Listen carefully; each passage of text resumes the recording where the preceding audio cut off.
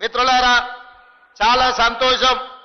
ఈ మంచి కార్యక్రమం రోజు బసవేశ్వరుడి యొక్క విగ్రహావిష్కరణ చేయడం ద్వారా ఈ భూమికి, ఈ ప్రజలకు శాంతి సందేశాన్ని అందించిన గౌతమ బుద్ధుడి తర్వాత బసవేశ్వరుడు ఒక గొప్ప ఆదర్శనీయమైన నాయకుడు.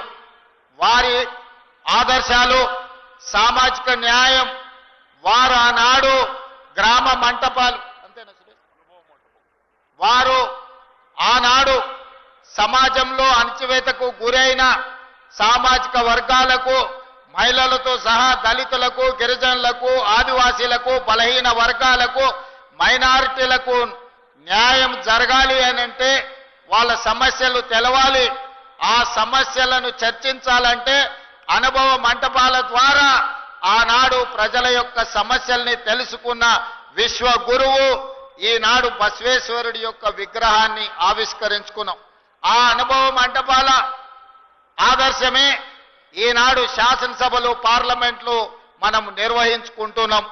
వారే కాదు, ఈ జిల్లా మెదక్ జిల్లా అంటే మీకందరికీ తెలుసు. మెదక్ జిల్లా ఇందిరమ్మ పేరు విడదీయరాని అనుబంధం. మెదక్ పేరు గుర్తొస్తే ఇందిరమ్మ పేరు తలుచుకుంటాము. ఇందిరమ్మ పేరు తలుచుకుంటే మెదక్ జిల్లాను గుర్తు చేసుకుంటాం. ఎందుకంటే ఈ దేశ సేవలో, ఈ ప్రజలకు సేవలు అందిస్తూ 1984లో శ్రీమతి ఇందిరాగాంధీ గారు ఆఖరి రక్తపు బొట్టు, చివరి శ్వాస వదిలినప్పుడు ఈ మెదక్ పార్లమెంటు నియోజకవర్గానికి వారు ప్రాతినిధ్యం వహిస్తూ వారు అమరులై ఈ దేశం యొక్క సమగ్రతను కాపాడిన గొప్ప నాయకురాలు శ్రీమతి ఇందిరాగాంధీ. ఆ ఇందిరాగాంధీకి అండగా నిలబడ్డ ప్రజలు మెదక్ పార్లమెంటు నియోజకవర్గ ప్రజలు, మెదక్ జిల్లా ప్రజలు. అందుకే చరిత్ర ఎప్పటికీ మెదక్ జిల్లాను గుర్తు పెట్టుకుంటుంది. మెదక్ ప్రజల యొక్క అభిమానాన్ని కాంగ్రెస్ పార్టీ గుండెల్లో చిరస్థాయిగా గుర్తు పెట్టుకుంటుంది అని చెప్పి నేను ఈ సందర్భంగా తెలియజేయదలుచుకున్నా.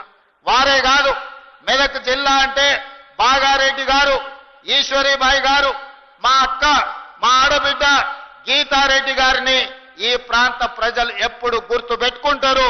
గీతారెడ్డి గారు ఈ ప్రాంతం ప్రాతినిధ్యం వహించినప్పుడు జైరాబాద్ నిమ్స్ ను మంజూరు చేయించి ఈ ప్రాంతాన్ని పారిశ్రామిక వాడగా అభివృద్ధి చేయడం ద్వారా ఈ ప్రాంతం అభివృద్ధి జరుగుతుంది.